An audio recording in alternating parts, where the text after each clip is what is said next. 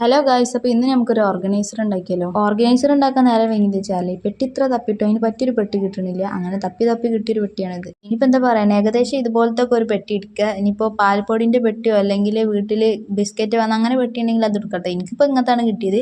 എന്നിട്ട് അതിനൊരു മാർജിനൊക്കെ ഇട്ട് കൊടുക്കുക, കാരണം നമുക്ക് കറക്റ്റ് അങ്ങോട്ട് വെട്ടി എടുക്കണ്ടേ. എന്നിട്ട് നമ്മളിപ്പോൾ യൂസ് ചെയ്യുന്ന ബ്ലേഡ് കൊണ്ട് ഫസ്റ്റ് ഒന്ന് വരച്ച് കൊടുത്തിട്ടുണ്ട്. പിന്നെ നമ്മൾ കത്രികനോടാണ് ചെയ്തത്, കാരണം കത്രികനോട് ചെയ്യുമ്പോഴാണ് മതിയാർക്ക് കിട്ടുള്ളൂ. കിട്ടുമ്പോൾ നല്ല മൂർച്ചയുള്ള കത്രിക തന്നെ നോക്കി എടുക്കുക. രണ്ട് ഭാഗവും ഒരേ അളവ് തന്നെ വേണ്ടി വരും. അതുകൊണ്ട് നമ്മൾ നല്ല സ്കെയിൽ കൊണ്ടൊക്കെ അളവ് രണ്ടോ നോക്കിയിട്ട് തന്നെ എടുത്തിട്ടുണ്ട്. അങ്ങനെ നമ്മൾ രണ്ട് ഭാഗവും അങ്ങനെ മുറിച്ചെടുത്തിട്ടുണ്ട്. അപ്പം നമ്മൾ കുറച്ചും കൂടെ ഭംഗിയാവാൻ വേണ്ടി ഒന്നും കൂടി ഒന്ന് റാപ്പ് ചെയ്തെടുക്കുന്നുണ്ട്. ഇനിയിപ്പോൾ A4 കൊണ്ട് ചെയ്താലും കുഴപ്പമൊന്നുമില്ല. അപ്പം നമ്മളങ്ങനെ അടിപൊളിയായിട്ട് ഒന്ന് റാപ്പ് ചെയ്തെടുത്തിട്ടുണ്ട്. അപ്പം നമ്മൾ കുറച്ച് ഭാഗം ഒന്ന് പുറത്തേക്കാക്കി വെച്ചിട്ടുണ്ട്. അത് നമ്മൾ ഉള്ളിലൊക്കെ ഒന്ന് വൈറ്റ് കളർ കുറച്ച് പോവാൻ കാണാതെക്കാൻ വേണ്ടിയിട്ടും അങ്ങനെയൊക്കെ ചെയ്തതാട്ടോ. അതൊന്ന് ഉള്ളിലേക്ക് ആക്കി കൊടുക്കുക. ഇനി വേണമെങ്കിൽ ഗ്ലൂ തേച്ച് കൊടുക്കാം. നമ്മളിപ്പോൾ തൽക്കാലം തേച്ചില്ല.